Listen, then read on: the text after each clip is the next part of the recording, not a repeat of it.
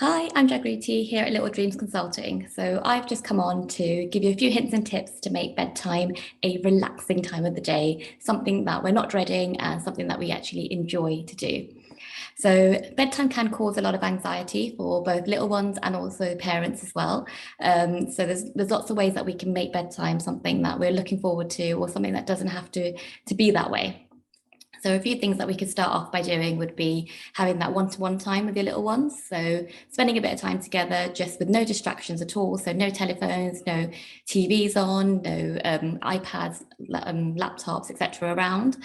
Just one-on-one time, proper quality time, child-led play on things that they want to play with. Ideally, things that records like that you can use hand-eye coordination with. So building blocks, puzzles, etc. are amazing activities to do.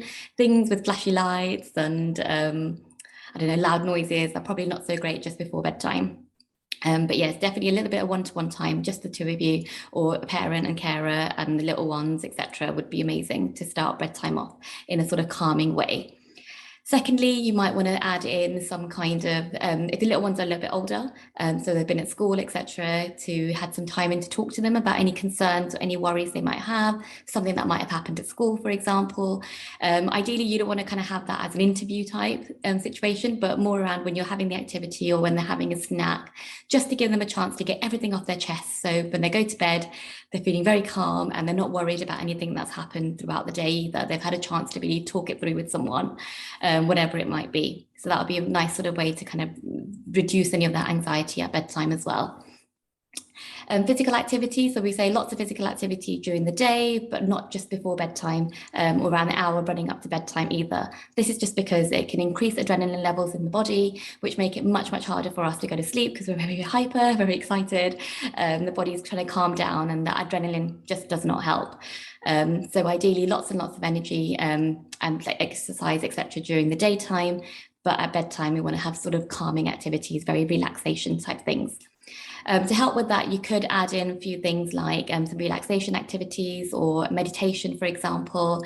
There's lots and lots of things available on YouTube and things that you can buy like CDs, etc., which can really help. You kind of imagine yourself in, I don't know, on a beach or in the middle of a field or on a boat, like swaying side to side, whatever it might be, something that can really help calm the nerves and really help you really be present to where you are. There are also other things that you can do where they kind of it's guided, where you're kind of really tensing all your muscles and then you're letting them go again and then tensing them again and then letting go. Lots of breathing exercises that can also be done as well. So for example, breathing in for a few seconds and then breathing out for a slightly longer amount of time. Any families that we work with, if you've got little ones old enough, we tend to give them a star breathing activity to do before bed. So that kind of, as they're going the outline of the star, they're breathing in and out. But again, if they don't want to use something like that, you can even use your hands. So as you're going up your little finger, you're kind of breathing in. As you go back down, you're breathing out, breathing in, breathing back out again. And that kind of just calms the whole body down and really makes it a nice environment and makes the body know that actually it's now time to go to sleep. As well as this, ideally you want to have all these activities in sort of dim lighting, so not so bright lights, etc. So if, especially in summertime, you might want to bring the blinds down or turn the lights down a little bit as well.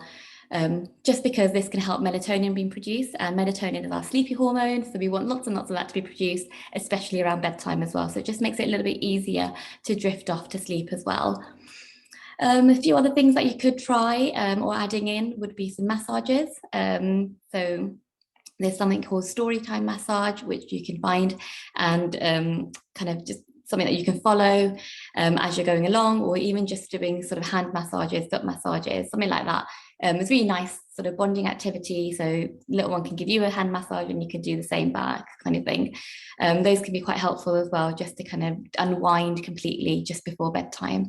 And hopefully doing all these sort of little things can really help make bedtime something that you don't dread and something that doesn't cause any anxiety, but instead it's something that you feel quite relaxed about and you're quite happy to do as well, not just you, but also your little ones as well.